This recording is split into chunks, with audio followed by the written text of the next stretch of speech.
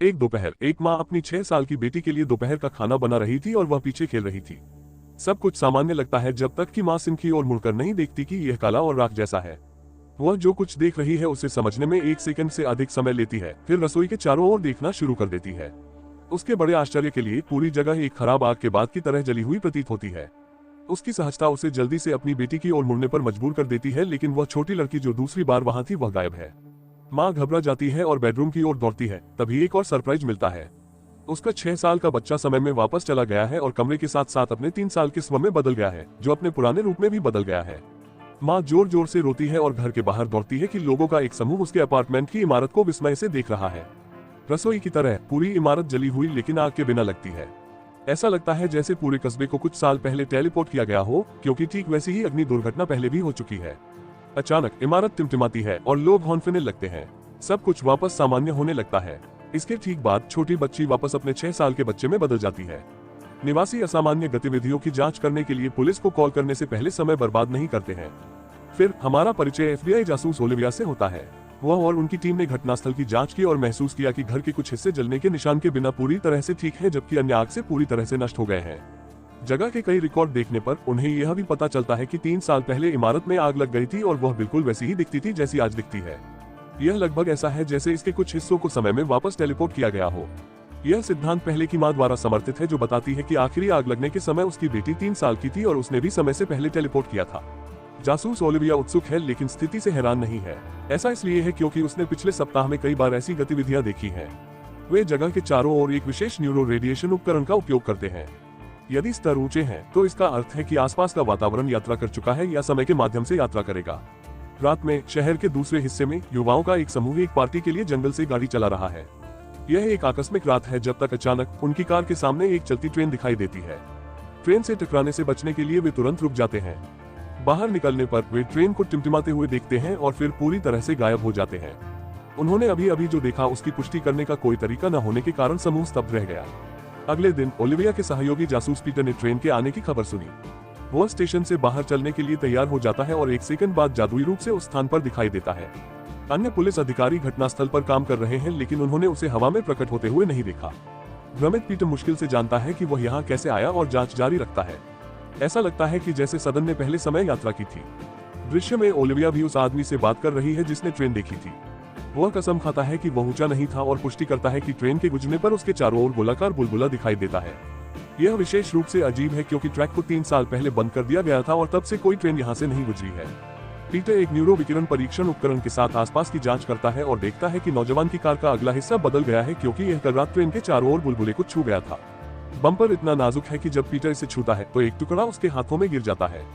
Peter अपने सहयोगियों को कार के बारे में बताने के लिए मुड़ता है जब अचानक वह एक कार के अंदर दिखाई देता है। उनके साथ रेलवे स्थान की ओर जाता है। वह समझता है कि उसने भविष्य में यात्रा की थी जब वह पहले स्टेशन से बाहर चल रहा था और अब मूल समय पर वापस आ गया है। घटना अजीब है और पीटर को पता नहीं है कि उसके साथ ऐसा क्यों हो रहा है, लेकिन वह ओलिविया से मदद मांगने से बचता है। जब उसके सहकर्मी उसके व्यवहार में बदलाव देखते हैं तो वे उससे पूछते हैं कि क्या गलत है। पीटर उन्हें यह बताकर ठीक हो जाता है कि उनकी कार में उच्च स्तर के न्यूरो रेडिएशन है। यह अत्यधिक अस्वाभाविक है, जिसका अर्थ है कि इस समय की घटनाएं किसी प्रकार की मानव प्रौद्योगिकी के कारण हो रही हैं। ओलिविया शायद ही पीटर पर विश्वास करती है, लेकिन फिलहाल उसके पास काम करने के लिए और कुछ नहीं है। दृश्य एक घर में कट जाता है। प्रोफेसर केट उत्साह से एक समीकरण बनाने पर काम कर रही है जैसे वह हर दिन करती है। पिछले 1 दशक से वह एक ऐसा उपकरण विकसित करने के लिए काम कर रही है जो समय के माध्यम से यात्रा करता है, और हाल के वर्षों में वह इसके लिए एक सिद्धांत सूत्र विकसित करने के बहुत करीब है। उसका पति रेमंड अपनी पत्नी से प्यार करता है और उसके सभी फैसलों में उसका समर्थन करता है, लेकिन उसे यह पसंद नहीं है कि वह खुद से अधिक काम करे। वह अपनी घड़ी में लगी टाइमर को देखते हुए उसकी ओर आता है। अजीब तरह से वह केट को प्यार से पकड़ता है और उसे अलविदा कहता है। 1 सेकंड से भी कम समय बाद वह उसकी बाहों से गायब हो जाती है और दीवार से उसका काम भी चला जाता है। रेमंड बस लिविंग रूम में चला जाता है जैसे वह उम्मीद कर रहा था कि ऐसा होगा। हैरानी की बात है, केट सोफे पर दीवार को घूर रही है। जब उसका पति उसे खाना खिलाने की कोशिश करता है तो वह झटककर उससे पूछती है कि वह कौन है। तब यह पता चलता है कि केट को अल्जाइमर है और रेमंड जिस व्यक्ति से पहले बात कर रहा था वह उसका अतीत था। जब केट ने पहली बार अपना होश खोना शुरू किया तब वह टाइम मशीन बनाने के बहुत करीब थी। हालांकि वह विफल रही क्योंकि बीमारी ने उसे सबसे अच्छा दिया।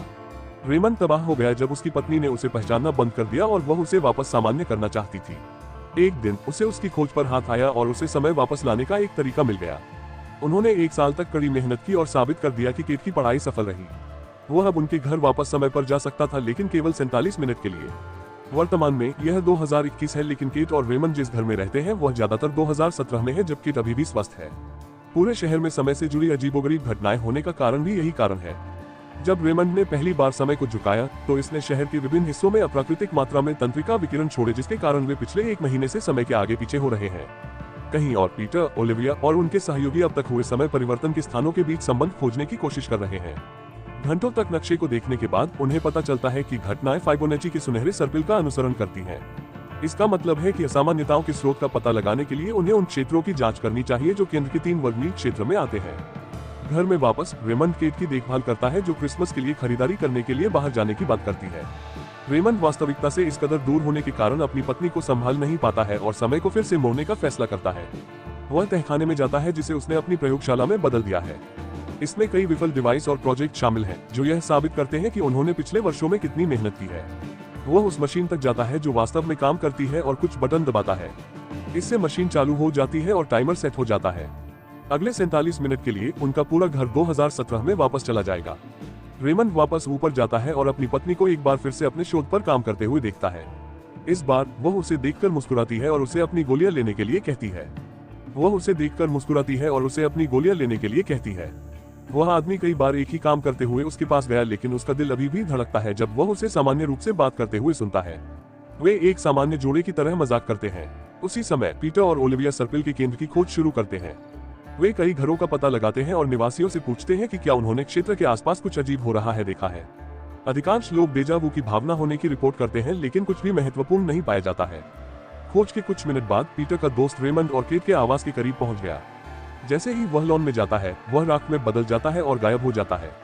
ऐसा इसलिए है क्योंकि समय क्षेत्र में कोई भी अचानक उपस्थिति वस्तु के साथ खिलवाड़ करती है और उसे कुचल देती है। ओलिविया अपने दोस्त को गायब होते हुए देखती है और तुरंत समूह के बाकी लोगों से संपर्क करती है। अगले कुछ मिनटों में एजेंटों की एक पूरी टीम घर के सामने आती है, अंदर आने का रास्ता तलाशती है। रेमंड खिड़की से आने वाली कारों को देखता है और घबराने लगता है। वह मशीन को बंद करना चाहता है, लेकिन अगर इसे जल्दबाजी में किया जाता है तो यह स्पेस टाइम के पूरे ताने बाने को बर्बाद कर सकता है। इसके अलावा एक बार मशीन चालू हो जाने के बाद रेमंड के पास इसे बंद करने का फॉर्मूला नहीं है, क्योंकि वह अब तक इसे पूरी तरह से चलने देता था। अब पकड़े न जाने का एकमात्र तरीका समय परिवर्तन को स्थायी बनाना है और इसके लिए रेमंड को अपनी पत्नी की सहायता की आवश्यकता है। वह उलझन में पड़ी केट को तहखाने में खींच लेता है और पागलों की तरह उसे इधर उधर दिखाता है। उसे भविष्य के बारे में कुछ भी याद नहीं है, इसलिए जगह और उसके पति की इधर उधर की बातें उसे भ्रमित करती हैं। फिर अंत में रेमंड उसे बताता है कि उसने उसके प्रोजेक्ट पर 3 साल तक काम किया और एक टाइम मशीन बनाई। वह उसे एक जीनियस कहता है और उसे स्थायी बनाने में उसकी मदद करने के लिए कहता है, ताकि वे हमेशा के लिए एक साथ रह सके। केट अभी भी सब कुछ के बारे में उलझन में है, दावा करती है कि उसका प्रोजेक्ट एक सिद्धांत ही बना रहना चाहिए था, क्योंकि वह कभी भी प्रकृति के नियमों को तोड़ना नहीं चाहती थी। हालांकि रेमंड का तर्क है कि उसने अपने जीवन में उसके लिए बहुत कुछ किया है और उसे वापस देने का एकमात्र तरीका उसे बचाना है। उसके शब्द केट को झकझोर देते हैं और वह उससे पूछती है कि भविष्य में उसके साथ क्या होगा। उसे अल्जाइमर रोग के बारे में पता चलता है, लेकिन फिर भी वह चाहती है कि रेमंड समय यात्रा बंद कर दे। बाहर ओलिविया घर के करीब आती है और उस पर एक रसायन छिड़कती है। सही रोशनी में एक बड़ा टाइम बबल पूरी संपत्ति को कवर करते हुए देखा जा सकता है। ओलिविया अंदर चलने के लिए डेट नहीं करती है, क्योंकि उसने देखा है कि उसके सहकर्मी के साथ पहले क्या हुआ था। इसके साथ ही पीटर यह अनुमान लगाने के लिए घर के आसपास के क्षेत्रों का अध्ययन करना जारी रखता है कि अगली बार रिलैप्स कहां होने वाला है। उसके आतंक के लिए अगले लक्ष्य क्षेत्र में नदी के नीचे एक सुरंग है जो 4 साल पहले मौजूद नहीं थी। यदि समय फिर से घटता है और सुरंग गायब हो जाती है तो इसके अंदर सैकड़ों लोग डूब जाएंगे और मर जाएंगे। उनमें से एक तुरंत क्षेत्र को खाली कराने के लिए दौड़ता है, जबकि अन्य मशीन को रोकने के लिए घर में घुसने की कोशिश करते रहते हैं। अगले दृश्य में पीटर का वैज्ञानिक मित्र एक चुंबकीय वेस्ट बनाता है जो समय क्षेत्र के अंदर होने पर विकिरण को दर्शाता है। ओलिविया का तर्क है कि वह अंदर जाना चाहती है, लेकिन वैज्ञानिक पृष्ठभूमि वाले पीटर को काम सौंपा गया है। जब वह बुलबुले के अंदर पहला कदम रखता है तो हर कोई अपनी सांस रोक लेता है। शुक्र है बनियान काम करता है और वह बस घर में चला जाता है। वह जल्द ही तहखाने को ढूंढ लेता है, लेकिन मशीन को बंद करने से पहले उसके सिर में चोट लग जाती है। केट को अपने पति का ऐसा काम करना मंजूर नहीं है, लेकिन रेमंड का तर्क है कि वह यह सब उसके लिए कर रहा है। वहीं नदी के अंदर की सुरंग गायब होने लगती है। भौतिकी के हर नियम की अवहेलना करते हुए लोग विस्मय से देखते हैं जैसे पानी बहने लगता है। घर पर वापस पति और पत्नी में बहस हो जाती है, क्योंकि केट नहीं चाहती कि वह उसके साथ एक बुलबुले में रहते हुए अपना जीवन बर्बाद कर दे। वे पृष्ठभूमि में पीटर के जागने पर ध्यान नहीं देते हैं और जब वह उन पर बल्ला तानता है तो चौंक जाते हैं। वह मशीन को बंद करने की कोशिश करता है लेकिन उसे रोक दिया जाता है क्योंकि इसे जल्दी में बंद करने का मतलब होगा स्पेस टाइम के ताने बाने को चीर देना। पीटर दंपति को सुरंग के बारे में बताते हैं और बताते हैं कि अगर मशीन काम करना जारी रखती है तो सैकड़ों लोग कैसे मरेंगे। केट तुरंत इसे बंद करने के लिए सहमत हो जाती है, लेकिन तभी जब उसके पति पर उसके कर्मों के लिए मुकदमा नहीं चलाया जाएगा। आपातकाल के समय में पीटर लोगों के जीवन को प्राथमिकता देता है और अधिकारियों के साथ शर्तों पर बातचीत करने के लिए सहमत होता है। जब मशीन पर केवल 1.5 मिनट बचे होते हैं और सुरंग में बाढ़ आने वाली होती है तो केट समीकरण को पूरा करती है। घरों के आसपास का समय बुलबुला गायब हो जाता है, सुरंग बच जाती है और केट वापस बीमार हो जाती है। अगले दिन घर को साफ कर दिया जाता है और बातचीत के अनुसार रेमंड को रिहा कर दिया जाता है। सब कुछ समाप्त होने के बाद वह केट की पुस्तक पर वापस जाता है, इस उम्मीद में कि वह फिर से सूत्र का निर्माण करने की कोशिश करेगा। हालांकि वह देखता है कि उसने उसे फिर से वही गलती करने से रोकने के लिए फॉर्मूले पर रंग डाला है। अंतिम दृश्य में रेमंड एक संदेश पढ़ता है जहां केट उसे प्यार करके और अपना जीवन पूरी तरह से जीने के लिए उसे चुकाने के लिए कहती है। देखने के लिए धन्यवाद। इस तरह के और वीडियो के लिए सदस्यता लें और चैनल को बढ़ने में मदद करें।